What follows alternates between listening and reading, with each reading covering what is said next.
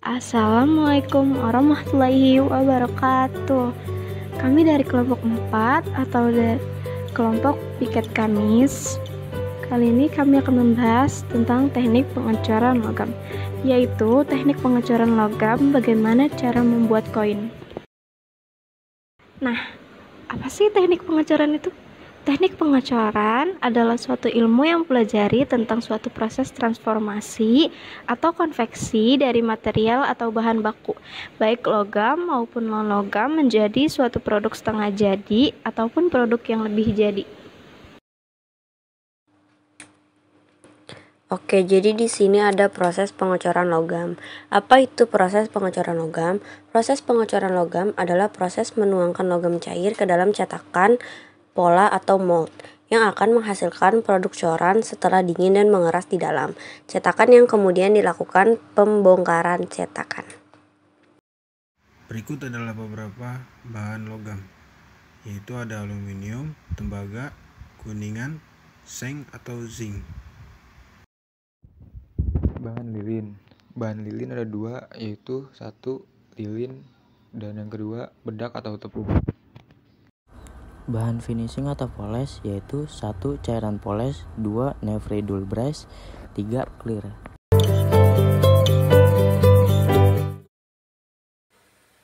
Alat-alat yang digunakan ada komputer untuk desain produk, mesin print 3D untuk mencetak lilin, cap plastik untuk meratakan cairan lilin, cap stainless untuk melepaskan lilin yang sudah beku dari mesin, nampan untuk wadah lilin agar tidak berceceran, crepstones atau gunting capit untuk mencapit lilin saat dicelupkan ke alkohol atau opsi.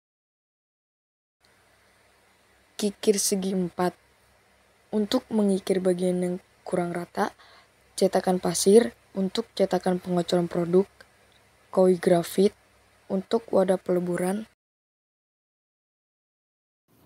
Tungku cor untuk melebur atau memanaskan bahan logam. Capitan koi besar untuk mencapit koi yang panas. Gergaji logam. Bagian finishing memotong atau memisahkan bagian. Poles untuk memoles bagian yang kurang halus. Torch untuk memanaskan bagian depan atau membuat warna lebih hidup. Oke, jadi di sini ada jenis cetakan yang digunakan. Cetakan sementara. Pengecoran dengan cetakan sementara, kemungkinan cetakan tidak bisa digunakan kembali, karena setelah hasil cetakan dikeluarkan, cetakan akan rusak. Lalu ada cetakan komposit. Cetakan komposit merupakan cetakan yang dapat digunakan kembali atau dibuang setelah proses pengecoran selesai. Cetakan pasir, grafit, kayu.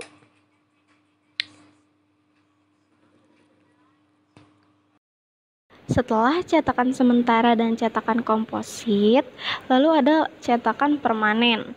Pengecoran dengan cetakan permanen adalah proses penuangan logam dengan menggunakan cetakan logam. Nah, cetakan ini biasanya terbuat dari baja atau besi cor.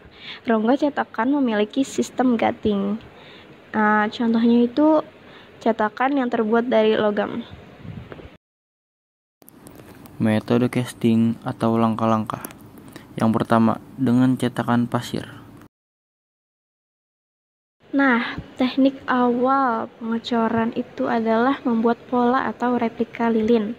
Pembuatan pola dilakukan dengan pembuatan replika bagian yang nantinya akan dibuat cetakan. Nah, jadi setelah didesain itu, cairan lilinnya dimasukkan ke dalam mesin. Nah, seperti yang di video, lalu nanti mesinnya otomatis mengeluarkan lilin yang sudah jadi. Nah, lilin yang sudah jadi itu dirapihkan kembali karena biasanya permukaannya itu ada yang kurang halus, kasar-kasar gitu dan kurang rata. Nah, itu dirapihkan menggunakan kikir. Tapi merapihkannya pelan-pelan saja. Karena kalau kekencangan nanti bagiannya akan terkikis atau ada yang berkurang. Setelah itu diberi bedak. Nah, teknik pengecoran. Pembuatan cetakan atau yang disebut mold making. Selanjutnya adalah membuat cetakan lilin yang dicetak dalam pasir sampai sedetailnya lalu dilepas. Setelah cetakan dibuat, berdasarkan jenis pengecoran logam mana yang akan dilakukan.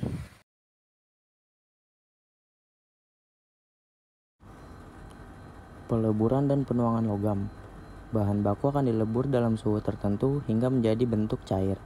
Sebagian besar kuningan akan sepenuhnya melebur pada suhu sekitar 930 derajat Celcius, tapi suhu ini dapat bervariasi dengan perbedaan sekitar 20 derajat Celcius.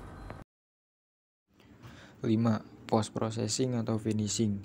Setelah mengeras, logam akan dikeluarkan dari cetakannya dan selanjutnya dibiarkan sebentar. Setelah itu dilakukan proses finishing.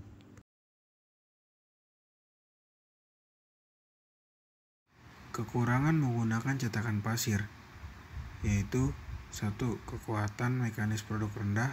2. Permukaan akhir produk tidak selalu bagus. 3. Cacat tidak bisa dihindari. Kelebihan menggunakan cetakan pasir.